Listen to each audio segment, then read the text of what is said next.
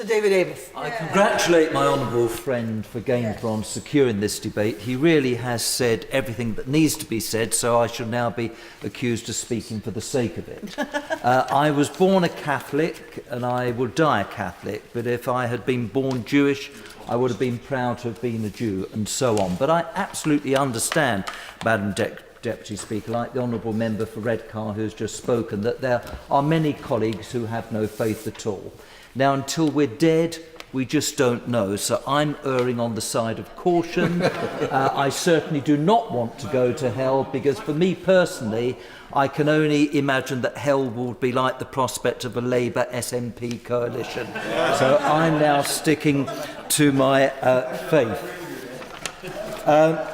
I do congratulate my honourable friend, though, on what he said, and I very much agree with everything that he shared with the House. But my constituents, like his, have raised certain concerns about Ofsted's system of inspection. And the Honourable Member for Redcar spoke about the gentleman who is in charge of Ofsted, Sir Michael Wiltshire.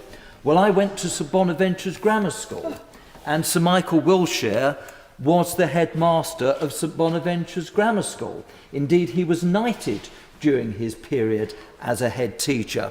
So the head of Ofsted knows only too well what the value of a faith school is, because St Bonaventure's is a wonderful school. And as other colleagues have said, in my constituency and in Southend, I have some wonderful faith schools: Our Lady of Lourdes, St Bernard's, St Thomas More, St Mary's, St Helens, and there are other wonderful faith schools. But I have been alarmed about Ofsted's inspections of schools and the way that their inspections are unannounced. And like my honourable friend for Gainsborough, I do think some of the questions being asked, certainly in a sexual context, are most inappropriate. And I think parents should be consulted much more readily on the questions that they're being asked.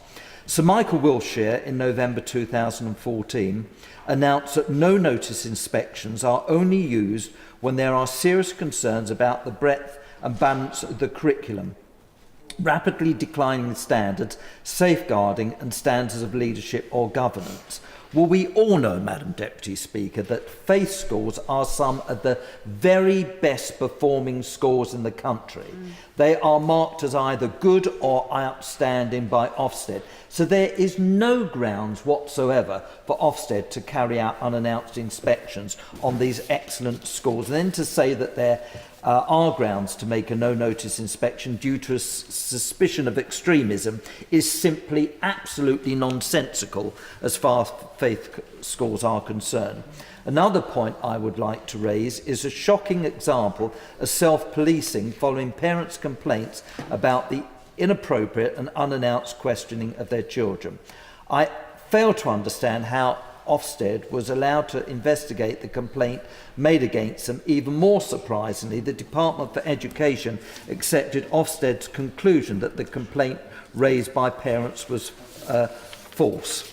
Now, a leaked Would my honourable friend is he saying that there is no evidence of the complaint against him being inspected, being investigated by any other body than Ofsted? That is absolutely what I'm saying to my honourable friend, the member for Isle of Wight.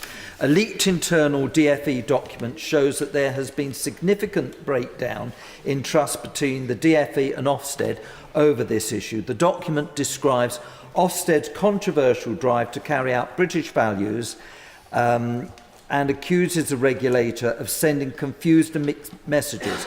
But the government put the British values agenda in place and has been quick to say that complaints about inappropriate questions are a matter for Ofsted, apparently without taking any steps to rein in the regulator. So I think there are questions for the Minister to answer today, and we're very anxious to leave him plenty of time to deal with those questions. Now, there has been a letter between the Secretary of State and colleagues, and in the letter from the Secretary of State we are told that the changes we are making were first outlined in a letter to the Education Select Committee by the Noble Lord Nash in March last year. And in that letter, Lord Nash explained that the rationale was to tighten up the standards on pupil welfare, to improve safeguarding, and the standards on spiritual, moral, social, cultural developments of pupils to strengthen the barriers to extremism.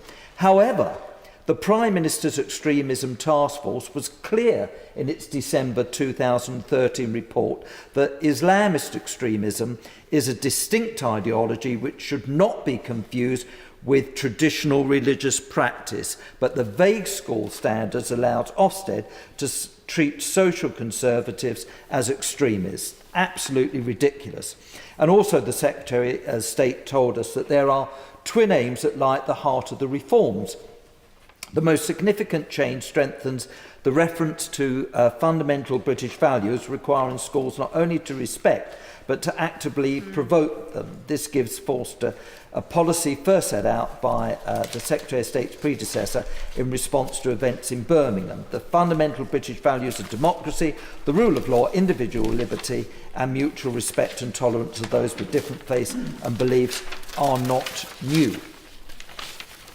They were defined in the government's Prevent strategy in 2013. But the new standards which require the active promotion of British values does mark a dramatic change in education policy.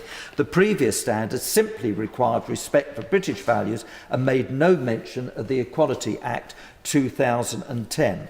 And then the Secretary of State tells us that no pupil should be made to feel inferior to others because of their background. This has long been a central tenet of British education, but it is of course also essential to protect freedom of speech and is in no way true to suggest that these changes would fetter the views of individual teachers or censor the discussion of relevant matters. A teacher who, for instance, disagrees with same-sex marriage because of their Christian faith will not be prevented from expressing that view by these changes any more than they would now. However,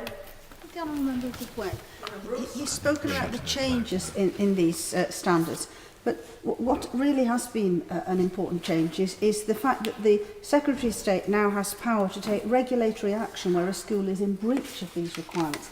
And that's why it's so important that we seek clarification and that the Minister gives it, because the repercussions on a school, if they are in breach of these standards in the inspector's view, are absolutely devastating. Sir David Amess. I am very grateful for my honourable friend's advice, and I'm sure the whole House will reflect on what she has said.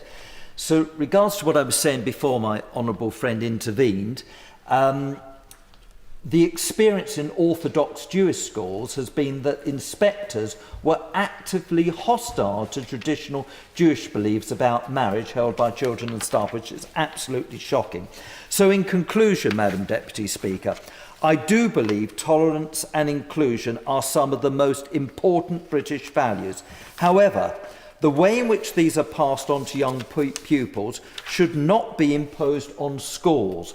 Ofsted needs to cease making unannounced inspections on our brilliant, wonderful faith schools and stop questioning pupils in a way that is not considered age appropriate by parents. Yeah.